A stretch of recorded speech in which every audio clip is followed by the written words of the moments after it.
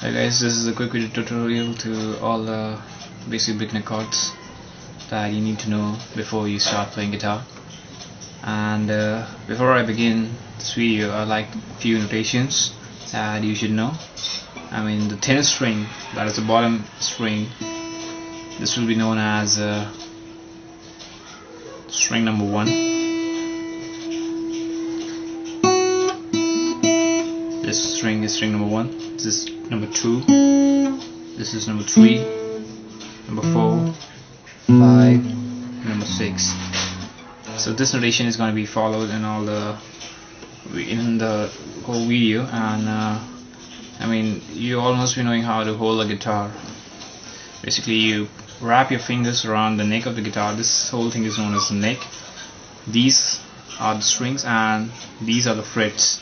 This is known as first fret, and you play towards the edge of the first fret. Okay, so this is the first fret, the second fret, the third, fourth, fifth, sixth, and so on. The third fret is symbolized by this white dot, and as you can see over here on the top, there is also a white dot, so you know like which fret you're actually playing on. So beginning the video, we first of all are going to learn the A major chord in the open position. So to play A major chord, you need to place your index finger on the 4th string 2nd fret, your middle finger on the 3rd string 2nd fret, and your ring finger on the 2nd string 2nd fret. Now once you are in this position, you give it a downstroke. Okay, this is a downstroke. You give it a downstroke, excluding the topmost, the thickest E string. And these are, by the way, the E, A, D, G, B, E strings. So once you are in this position, you give the downstroke, gentle downstroke towards this hole. Okay, so this accounts for your A major chord. Now after this chord, we move on to we move on to the D chord. D chord is played by putting your index finger on the 3rd string 2nd fret, your ring finger on the 2nd string 3rd fret, and your middle finger on the 1st string 2nd fret, and giving a downstroke from string number 4, 3, 2, and 1. Okay.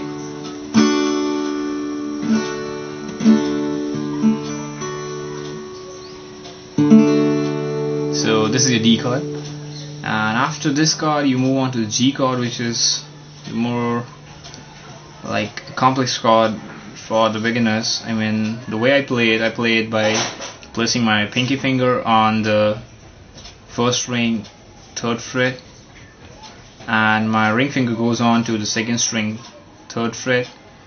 My index finger then goes on to the 5th string 2nd fret, and my middle finger goes on to the 6th string 3rd fret. I mean, this position might appear a bit awkward in the beginning, but once you're through and you're practicing more and more, this position won't be a problem for you. And this is a G chord, so you give it a downstroke, a gentle downstroke, so that you can hear each of the string striking clearly. Okay, so you give it a gentle downstroke, and you know it's a G major chord. After this, we move on to the C major chord. C major chord is relatively simple as compared to the G chord. For the C major chord, you need to place your index finger on the 2nd string 1st fret, your middle finger goes on to the 4th string 2nd fret, and your ring finger goes on to the 5th string 3rd fret. So once you're in this position, you give it a gentle downstroke, excluding the the thick E string.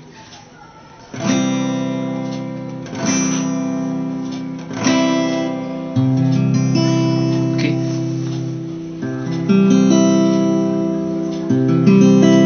So this is your C major chord in open position.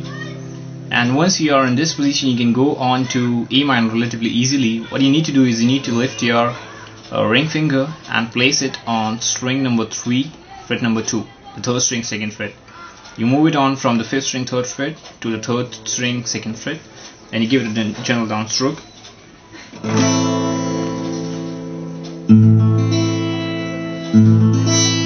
Okay, this is your A minor chord. And from here you move on to the F major chord, For F major, there are like two ways of playing the F major chord. The relatively difficult way for a beginner is like placing your index finger like in the bar position over the first fret, and like then placing your ring finger on the 5th string 3rd fret, your pinky finger on the 4th string 3rd fret, and your middle finger on the 3rd string 2nd fret, and giving the downstroke.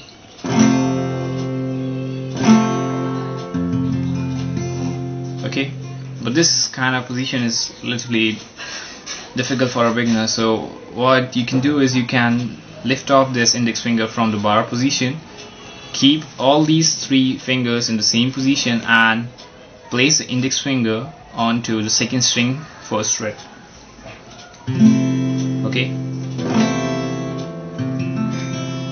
so this is your F.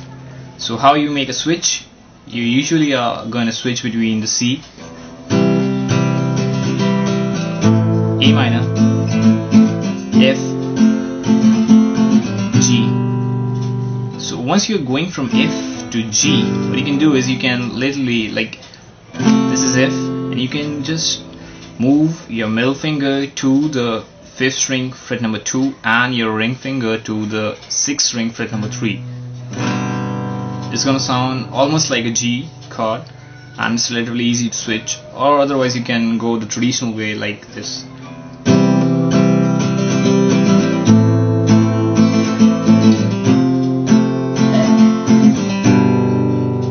Okay, or like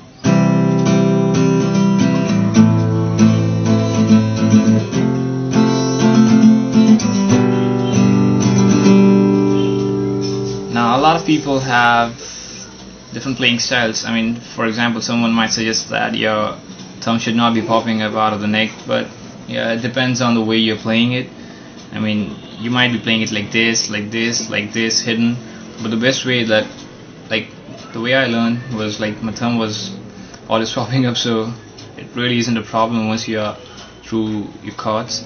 And one more chord that I like to share is the E chord. The E chord is like the index finger goes on to the 3rd string 1st fret, your middle finger goes on to 5th string 2nd fret, and your ring finger goes on to 4th string 2nd fret, and you give it a gentle downstroke.